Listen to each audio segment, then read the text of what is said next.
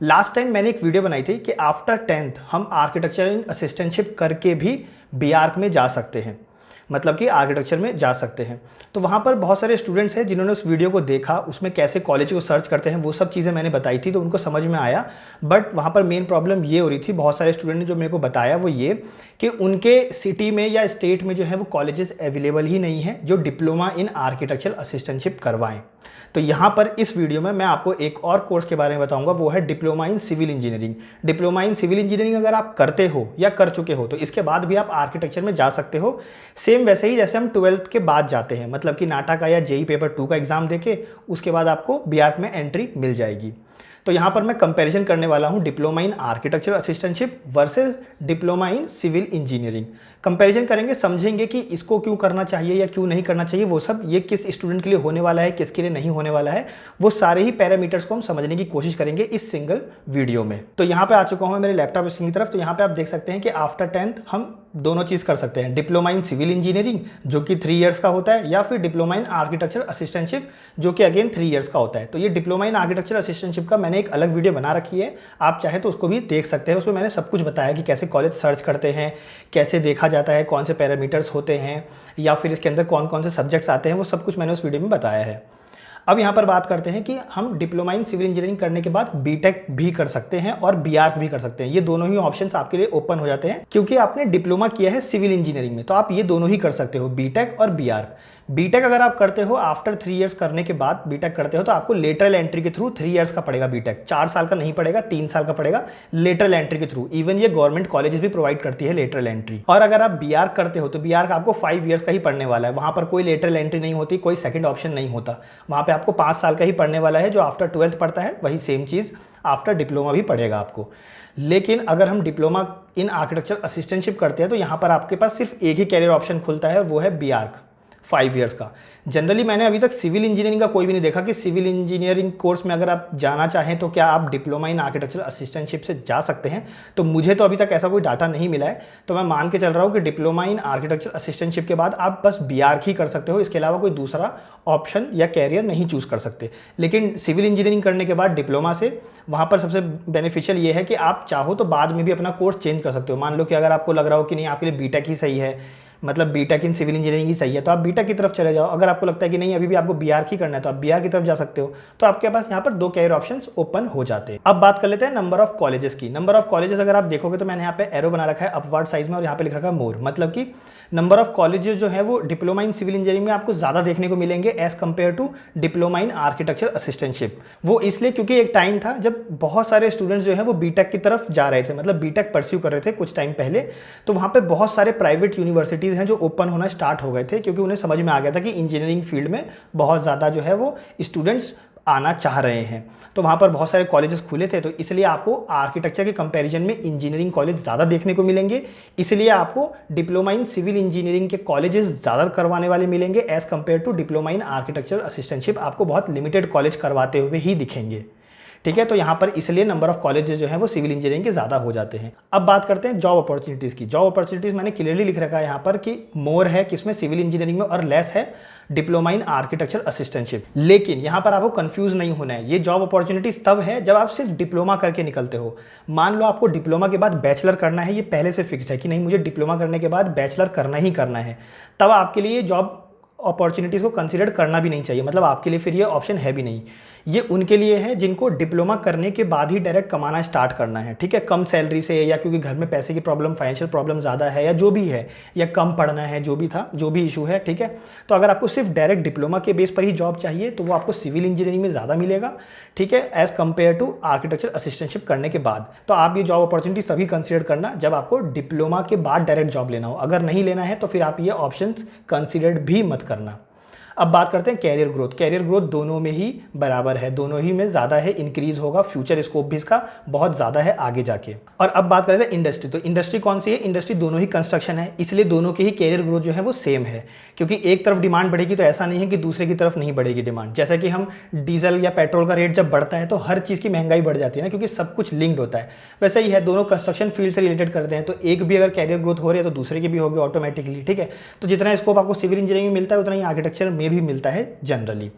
Specialised देख लेते हैं कि ये किस में स्पेशलाइज्ड होते हैं। वो होते हैं सिविल इंजीनियरिंग अगर आप करते हो तो आप हो जाते हो टेक्निकल, और वहीं अगर देखा जाए आर्किटेक्चर आप करते हो तो डिज़ाइनिंग में आप स्पेशलाइज्ड होते हो, मतलब कि आप डिज़ाइनिंग ज़्यादा प्रीफर करते हो या करते हो, ठीक है। और ये टेक्निकल पार्ट पे ज़्यादा फोकस करते हैं, इनकी पढ़ाई जो है वो टेक्निकल पार्ट पे ज़्यादा होती है।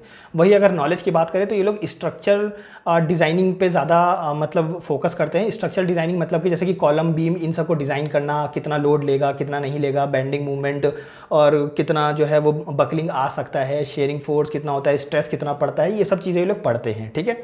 लेकिन अगर हमारी बात करेंगे आर्किटेक्चरल असिस्टेंटशिप, अगर आप डिप्लोमा इन आर्किटेक्चरल असिस्टेंटशिप करते हो तो वहाँ पे आप प्लानिंग और डिज़ाइनिंग से रिलेटेड चीज़ें ही पढ़ोगे, जैसे कि फॉर्म कैसे बनाते हैं, स्पेस कैसे समझते हैं, कैसे हम शेप बनाते हैं, किसी बिल्डिंग का कैसे फॉर्म बनाते हो या शेप बनाते हो, कैसे डिसाइड करते हैं, वो सब चीज़ें हम पढ़ते हैं आर्किटेक्चर इन असिस्टेंटशिप में। और वही अगर आप सिविल इंजीनियरिंग की तरफ जाते हो तो आप पढ़ते हो स्ट्रक्चरल डिज़ाइनिंग, ठीक है। और ये दोनों कहीं ना कहीं लिंक करता है। वो इसलिए लिंक करता है क्योंकि जितना इम्पॉसिबल आप बिल्डिंग बनाने की कोशिश करोगे या फॉर्म, उतना ही इम्पॉसिबल उसको भी दिमाग लगाना पड़ेगा उस बिल्डिंग को खड़ा करने के लिए, ठीक है।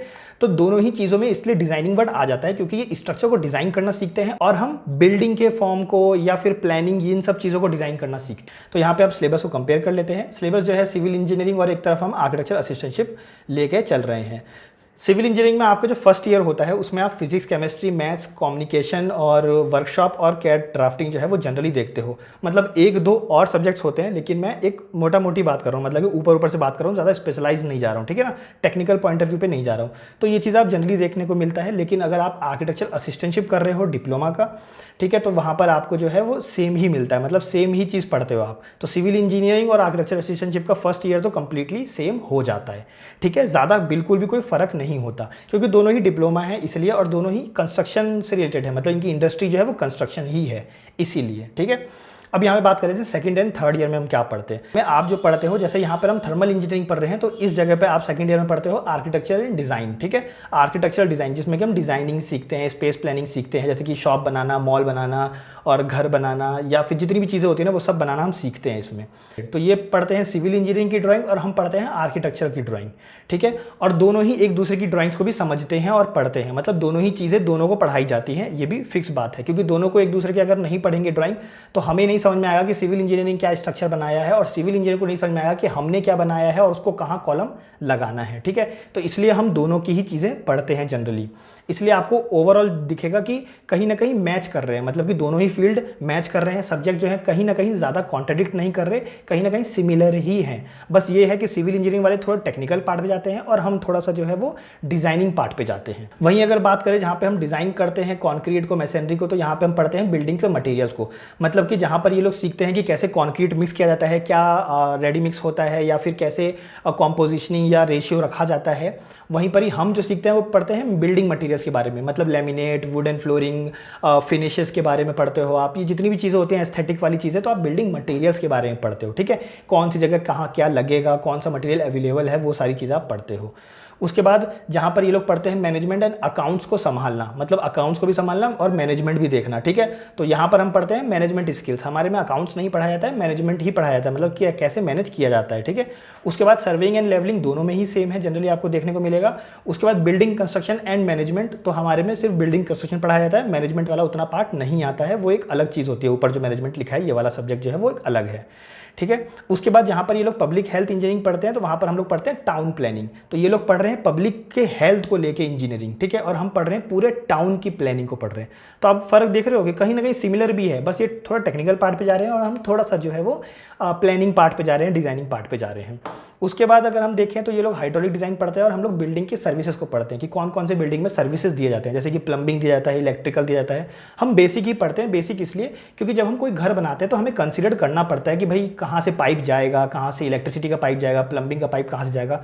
वो प्रोविजन तो छोड़ोगे ना, वो जगह तो छोड़ोगे ना, ताकि इंजीनियर आके वहाँ पर अपना एक सर्विस वाला पाइप लगा सके, ठीक है। तो वो सारी चीज़ें हमें पढ़नी पड़ती है। उसके बाद जहाँ पे हम डिज़ाइन करते हैं कॉलम एंड बीम जो इंजीनियरिंग में है, तो यहाँ पर अगर आप देखोगे आर्किटेक्चर असिस्टेंटशिप में तो हम बेसिक ऑफ स्ट्रक्चर पढ़ते हैं। मतलब कि ये लोग एकदम कॉलम को कैसे डिज़ाइन किया जाता है, कैसे बीम को डिज़ाइन किया जाए, कैसे बकलिंग होता है, कितना शेयर फोर्स जा रहा है, किस किस पॉइंट लोड लग रहा है, कहाँ लग रहा है, कहाँ यूनिफॉर्म लोड लग रहा है, ये लोग एकदम डिटेल में पढ़ते हैं। और हम लोग उसका बस एकदम इंट्रोडक्शन वाला पार्ट पढ़ते हैं, मतलब बेसिक वाला मैथ्स है लेकिन बेसिक वाले मैथ्स है, ठीक है। हमें एकदम ऐसा डबल इंटीग्रेशन, ट्रिपल इंटीग्रेशन पे नहीं जाना पड़ता, इन लोग को जाना पड़ता है टेक्निकल पार्ट में जो सिविल इंजीनियरिंग वाले हैं वो।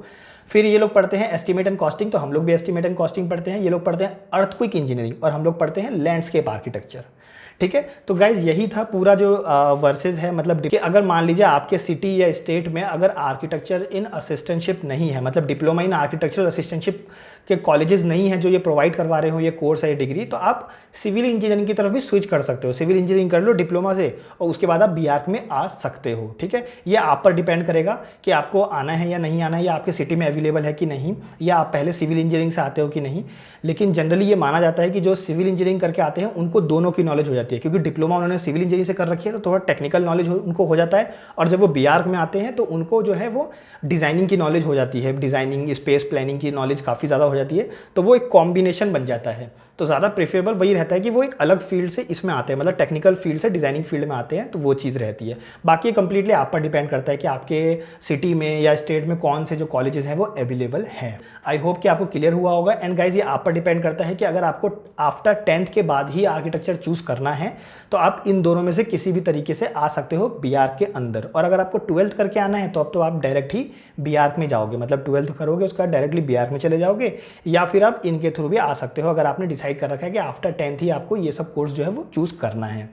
तो गाइज आई होप कि आपको ये वीडियो से काफ़ी ज़्यादा क्लैरिफिकेशन मिला होगा, एंड गाइज आपको काफ़ी ज़्यादा नॉलेज भी मिली होगी इस वीडियो से कि क्या ही फ़र्क होता है दोनों में, जहाँ पे आप लोगों को दिखा होगा कि जनरली ज़्यादा फ़र्क नहीं है, बेसिक फ़र्क है। जैसे कि ये लोग हर चीज़ का टेक्निकल पार्ट देख रहे हैं और हम लोग हर चीज़ का थोड़ा प्लानिंग वाला पार्ट देख रहे हैं। तो गाइज आप लोगों को समझ में आया होगा कि हमारे फील्ड में मैथ्स बहुत ही कम है, मतलब कम है क्योंकि हम लोग प्लानिंग वाले पार्ट को ज़्यादा पढ़ते हैं, और इनमें मैथ्स थोड़ा ज़्यादा है क्योंकि लोग टेक्निकल पार्ट को ज़्यादा पढ़ते हैं। ये लोग कैलकुलेशन को, डेरिवेशन को थोड़ा ज़्यादा पढ़ते हैं as compare to us. I hope guys कि अगर आपको ये वीडियो अच्छी लगी है तो आप लोग इस वीडियो को लाइक ज़रूर करोगे। Thank you.